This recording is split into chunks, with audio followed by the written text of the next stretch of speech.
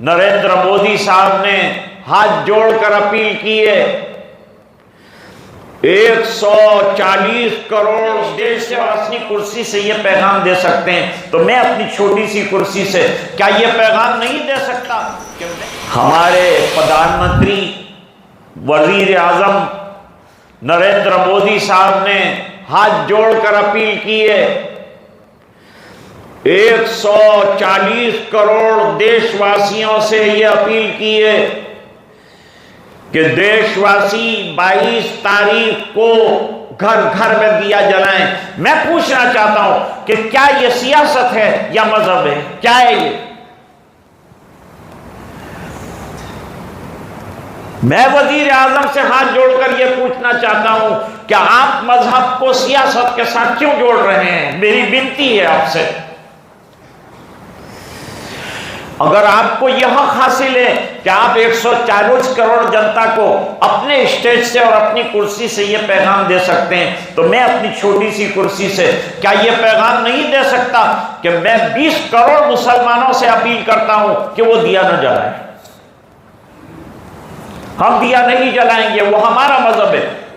हमने आपको कहा है कि ईद के दिन तुम भी आओ ईदगाह में? क्या हमने कहा है कि रोजे तुम भी रखो? जब आप आजाद हैं, आपके त्यौहार से हम खुश हैं, आप अपनी इबादत में लगें। मैं मोदी जी से एक और अपील भी करना चाहता हूं।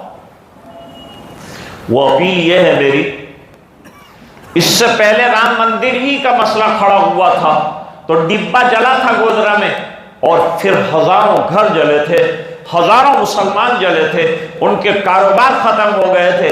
मैं अर्ज करूंगा कि दिया जलाने में देश की 120 करोड़ जनता अगर दिए घर में जला रही है और रामधुन कर रही है और श्री राम के नारे लगा रही है, तो वो अपने काम में लगे रहे, लेकिन दूसरे अल्पसंख्यक लोगों को परेशान न करें, रास्ते पर ना आए, किसी को परेशान न करें। यही धर्म सिखाता, मजहब नहीं सिखाता आपस में बैर रखना।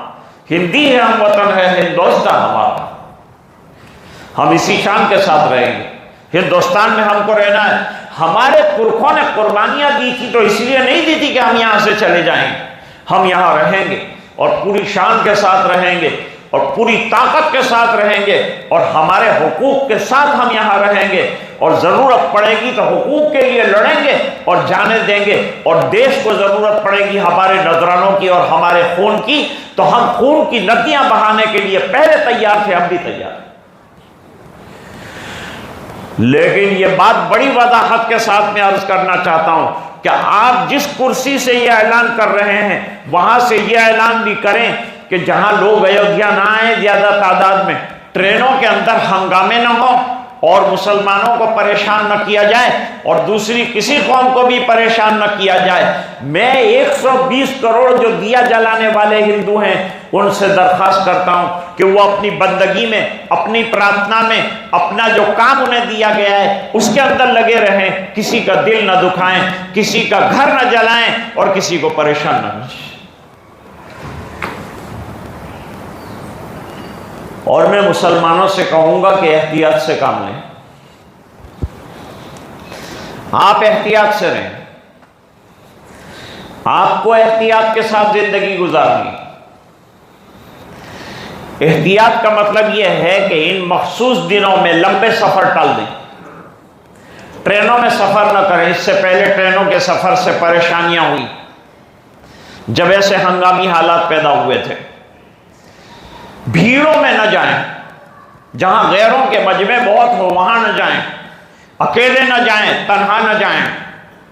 जाएं तो बड़े जम्मे गफीर के साथ जाएं। और क्या जरूरत है इधर उधर चाय के नक्कों पर जाने की? जरूरत क्या जरूरत है होटलों में जाने की? आराम से घर में रहें और अपनी हिफाजत, अपने बच्चों की हिफाजत और फैमिली के ख्याल के साथ घर में इत्मीनान के साथ रहें। हम चाहते हैं कि देश में एकता बनी रहे और देश में शांति बनी रहे।